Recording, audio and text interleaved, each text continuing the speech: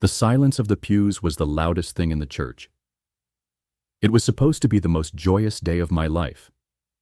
But a physical weight settled on my chest as I looked out at the sparse scattering of people. My side of the aisle was a desolate landscape of empty mahogany benches.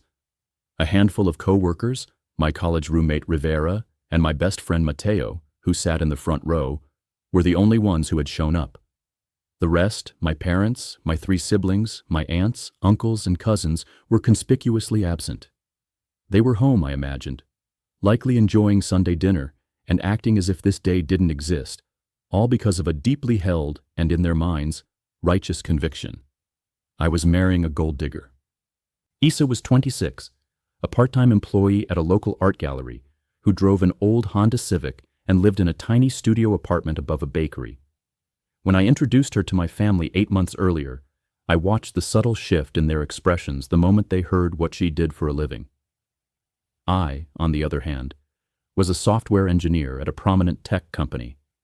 My salary was a source of pride for my family, a testament to their belief in hard work and success.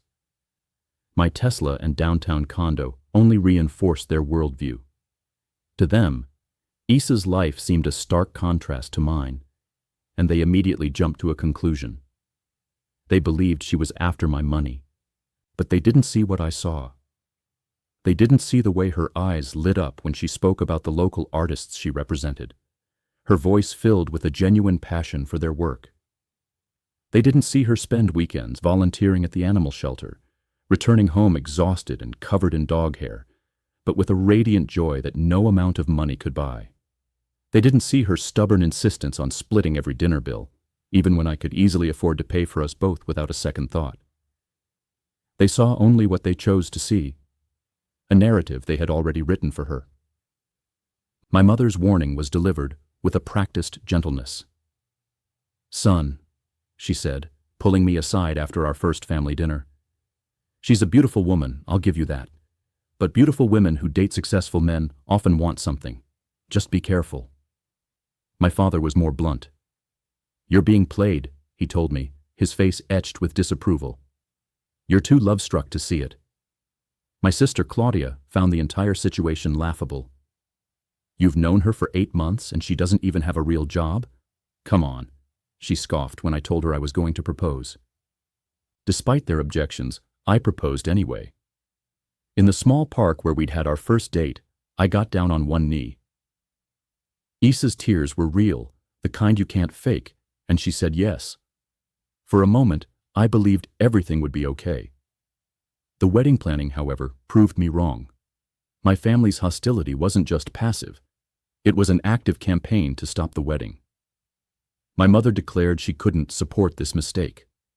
My father refused to waste money on a flight to watch me throw my life away. My siblings used our family group chat to share memes about gold diggers and prenups. I tried everything to change their minds. I offered to pay for their flights and hotels. I begged them to give Issa another chance. I even suggested we postpone the wedding. Nothing worked. So there I was, a 29-year-old man standing at the altar with the love of my life, feeling completely abandoned by the people who were supposed to love me unconditionally. The ceremony itself was beautiful, a perfect, intimate affair. Issa was breathtaking in her grandmother's vintage dress, which she had altered herself. She had saved for months to pay for the alterations. When we exchanged vows, her voice trembled with emotion, and I knew, without a single doubt, that I had made the right choice. But the empty pews remained a stark and painful reminder of the people who weren't there. The reception was small and filled with love. Issa's family was there in force, her parents, her brother, and her grandmother, who had flown in from Puerto Rico. They welcomed me with open arms, treating me like I'd been a part of their family for years. Her father gave a heartfelt speech about how he had never seen his daughter so happy, and how he knew I was the one for her from the first time Issa brought me home. It should have been a perfect day, but I couldn't shake the nagging question my family had planted in my mind. Was I making the biggest mistake of my life? 3 weeks later, I posted some wedding photos on social media. The usual shots, Issa laughing with her grandmother, us cutting the cake, and one candid photo of Isa in her wedding dress, an apron tied over it, washing dishes in the church kitchen.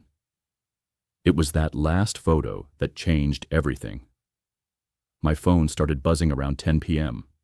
My sister Claudia, my brother Miguel, and my mother all called at once. I ignored them, assuming they were ready to restart their lectures. But the calls kept coming. Finally, I answered when Miguel called for the fourth time. "Dude," he said, his voice shaky, "I need to ask you about your wedding photos. That older lady with the silver hair helping Isa with the dishes, who was that?" "That's her grandmother, Esperanza," I told him, a knot of confusion forming in my stomach. "Esperanza Vega." There was a long silence on the other end of the line. "Miguel, what's going on?" I asked. "I need to call you back," he said, and hung up. My phone immediately exploded with notifications. My family group chat, dormant for months, was now a flurry of messages, screenshots of news articles, Google search results, and Wikipedia pages all about Esperanza Vega. It turned out that Isa's grandmother was not just any grandmother. She was Esperanza Vega, a name that carried a weight I couldn't comprehend. She was one of the most successful real estate developers in all of Latin America. Forbes estimated her net worth to be around $800 million. Isa had never once mentioned this. Not once in all our conversations about our families, our finances, or our future. She had only ever referred to her grandmother as abuela, who lived in Puerto Rico and sent care packages. The articles painted a picture of a woman who had built an empire from nothing, intensely private and dedicated to keeping her family out of the public eye. My phone rang again. It was my mother. "Honey," her voice was small, "we need to talk." The next morning, I confronted Isa. I showed her the articles, the photos, the Wikipedia page. Isa looked at the screen, then sat down at our kitchen table, a heavy sigh escaping her lips. "I was wondering when you'd find out," she said quietly. "You knew?" I asked, my voice laced with hurt and disbelief. "You knew your grandmother was worth almost $1 billion, and you didn't think to mention it? My entire family thinks you're a gold digger. They didn't come to our wedding because of it, and the whole time, you're worth more than I'll ever make in 10 lifetimes. I never lied to you," she said, her voice trembling as tears welled in her eyes. "I just didn't tell you everything. My grandmother made me promise when I was 16 that I would never tell anyone about the money until I was sure they loved me for who I am, not what my family has." She started to cry, real tears, just like the night I proposed. "Do you have any idea how many men have used me? How many relationships have ended the moment someone found out about my family's money? I've had guys propose to me on the second date once they figured it out. I've had friends suddenly become interested in expensive trips and designer clothes when they learned about my family's wealth. But you're not like those guys." "How was I supposed to know that?" I asked, my anger giving way to a more complicated mix of emotions. "You're successful. You have your own money. But people change when they find out about Abuela's wealth. They start seeing dollar signs instead of me." She was right, and I knew it. But I was still angry. Angry at her for not trusting me. Angry at my family for their cruel and unfair judgments. Angry at myself for not standing up to them more forcefully. The next few days were awkward. My family's phone calls and texts came nonstop. Their tone shifted from hostile to eager. My mother suddenly wanted to plan a big family dinner. My father, who hadn't spoken to me in months, sent a long text about misunderstandings and starting fresh. Their sudden change of heart was repulsive. I told them all to go to hell. Their true character had been revealed. The moment they learned about Isa's money, their entire attitude changed. Suddenly, she wasn't a gold digger. She was worth getting to know. They had validated every single one of Isa's fears. But the thing that truly bothered me, the thing that kept me awake at night, was a more unsettling realization. I was angry at Isa not just because she had kept a secret, but because the knowledge of her family's wealth had subtly changed how I saw her too. I started noticing things I had never paid attention to before. The casual way she mentioned flying to visit her grandmother, as if plane tickets were nothing. How she never seemed stressed about money, even on her gallery salary. These little things suddenly made sense, but they also made me question everything I thought I knew about our relationship. This scared me, because it meant that maybe I wasn't so different from my family after all. 2 months later, we started seeing a counselor. Not because our marriage was in trouble, but because we both realized we had unresolved issues to work through. Trust issues on her side, and deep-seated insecurities on mine. The counseling was a revelation. It was there that Isa revealed her plan to me. She had been planning to tell me about her family's wealth after we had been married for a year. She wanted to be absolutely certain our relationship was solid before introducing that complication. My family's reaction had just accelerated her timeline. She had planned to tell them the truth right after the wedding, to prove them wrong about her motives. "I wanted them to accept me for who I am," she said, her voice filled with a familiar pain. "Not for what my family has. But watching you stand up there alone, I realized my pride was more important to me than your relationship with your family. And that was selfish." 6 months after our wedding, we held a second reception, a celebration. My family came, all of them. They were polite to Isa, almost formal, complimenting her dress, making small talk about her work at the gallery. It felt forced and uncomfortable, but they were there. During the speeches, my father stood up and publicly apologized for missing our wedding. He said he had made assumptions he regretted and that he hoped to build a better relationship with both of us. It sounded sincere, but I couldn't shake the feeling that he was only saying those words because he now knew about Isa's family money.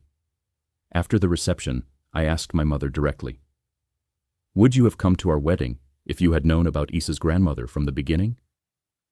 She thought for a long moment before answering. "Probably," she said. It was a brutal honesty that I had to live with. 3 years later, Isa and I are still married and genuinely happy. We have found a comfortable balance between her family's wealth and our own lives. We don't live extravagantly, but we travel more than we used to, and sometimes her grandmother picks up the tab for family vacations that I never could have afforded on my own. My relationship with my family, however, remains complicated. We see each other for holidays and birthdays, and they are polite to Isa, sometimes even warm. But there is always an underlying tension, the knowledge that their acceptance of her is conditional on something that has nothing to do with who she is. Isa has forgiven them. She says everyone makes mistakes and what matters is how people grow from them. But I haven't forgiven them, not completely. They showed me who they really are when it mattered most. They abandoned me on the most important day of my life because of a false assumption. The only thing that changed their minds wasn't getting to know her better or seeing how happy she makes me. It was learning she had money. And that tells me everything I need to know about their character and my own. Sometimes I wonder what would have happened if Isa's grandmother was exactly who I thought she was. Just a sweet old lady who liked to help with dishes. Would my family have ever come around? I guess I'll never know. But what I do know is this. The people who truly love you should love you unconditionally. They should support your choices even when they don't understand them. They should show up for you when it matters, not when it is convenient or advantageous for them. And if they can't do that, it's better to know where you stand. Sometimes the truth hurts more than the lies we tell ourselves, but at least it's honest. And honesty, I have learned, is worth more than all the money in the world.